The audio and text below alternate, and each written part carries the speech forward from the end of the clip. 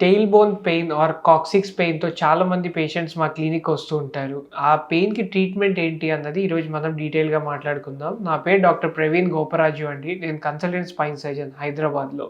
మన వెన్ను నిర్మాణం గనుక చూస్తే మనకి పైన సర్వైకల్ నుంచి బోన్స్ వర్టిబ్రా అనేది స్టార్ట్ అవుతుంది.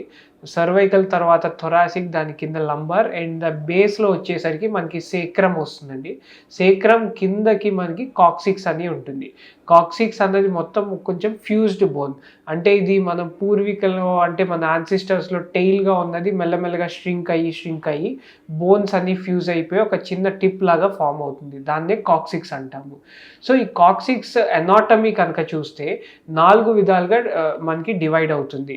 ఆ 4 విధాల్లో ఏంటంటే టైప్ 3 అండ్ టైప్ 4 కాక్సిక్స్ ఉన్న వాళ్ళల్లో మనం ఫ్రీక్వెంట్‌గా టెయిల్ బోన్ పెయిన్స్ అన్నవి చూస్తూ ఉంటాము. వీళ్ళలో ఏమవుతుంది అంటే ఆ టిప్ ఏదైతే ఉంటుందో మనం కూర్చున్నప్పుడు ఆ టిప్ నేలకి తాకి అది రబ్ అవుతూ ఉంటుంది. స్కిన్‌కి రబ్ అయిన ప్రతిసారి అది దానివల్ల ఇరిటేషన్ రావటం, వాపు రావటం, చర్మం మీద ఇరిటేషన్ రావటం వల్ల పెయిన్ అన్నది డెవలప్ అవుతూ ఉంటుంది. దీన్నే మనం కాక్సిడైనియా అంటాము. సో, వీళ్ళల్లో మా దగ్గరికి వచ్చినప్పుడు ట్రీట్మెంట్ అన్నవి 2 విధాలుగా డివైడ్ చేస్తాము. ఒకటి ఏంటి అంటే తీసుకునే ప్రికాషన్స్ ఏమేమి తీసుకోవాలి అంటే ఇలాంటి నొప్పి వచ్చి అది ఇరిటేట్ చేస్తున్నప్పుడు ఆ టెయిల్ బోన్ ఏదైతే ఉంటుందో అది గ్రౌండ్‌కి తగలకుండా ఉండాలి. సో, హార్డ్ సర్ఫేసెస్ మీద కూర్చోకుండా ఉండటము, కూర్చోవద్దని చెప్తాము. అండ్ ఎక్కువ కూర్చున్న ప్రతిసారి కూడా donut pillow or coccyx pillow అని సెపరేట్ ఉంటుంది. ఆ పిల్లోస్ వేసుకుంటే ఏమవుతుందంటే మన తొడలన్నీ కూడా కింద టచ్ అవుతుంది.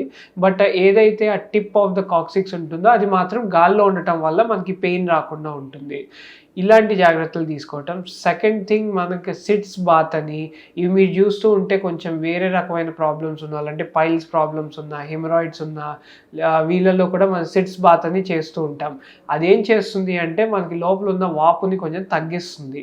అండ్ పెల్విక్ ఫ్లోర్ ఎక్సర్సైజెస్ ఏదైతే మనకి బ్యాక్ పెయిన్ ఉన్నప్పుడు బ్యాక్ ఎక్సర్సైజెస్ చేస్తామో, ఇలాంటి ప్రాబ్లమ్ ఉన్నప్పుడు పెల్విక్ ఫ్లోర్ ఎక్సర్సైజెస్ చేస్తాము. ఇవన్నీ కూడా కన్జర్వేటివ్ ట్రీట్మెంట్. సో, ఈ కన్జర్వేటివ్ ట్రీట్మెంట్ తీసుకున్నా కూడా కొంతమందికి ఎంత సివియర్ ఉంటుంది అంటే నొప్పి తగ్గకపోవచ్చు. ఆర్ రెండో కేటగిరీలో వస్తారు. మనం కింద పడినప్పుడు ఎస్పెషల్లీ రెగ్యులర్‌గా మనం చూసేది ఏంటంటే బైక్ నుంచి కింద పడినా, నడిచి కింద పడినా కరెక్ట్‌గా సీట్ కింద తగిలినప్పుడు ఏమవుతుందంటే కాక్సిక్స్ అనేది కొంచెం బ్రేక్ అయ్యే అవకాశం ఉంటుంది. ఇది బ్రేక్ అయితే అక్కడ బ్లడ్ సప్లై తక్కువ ఉండటం వల్ల అంత ఫాస్ట్‌గా హీల్ అవ్వదు.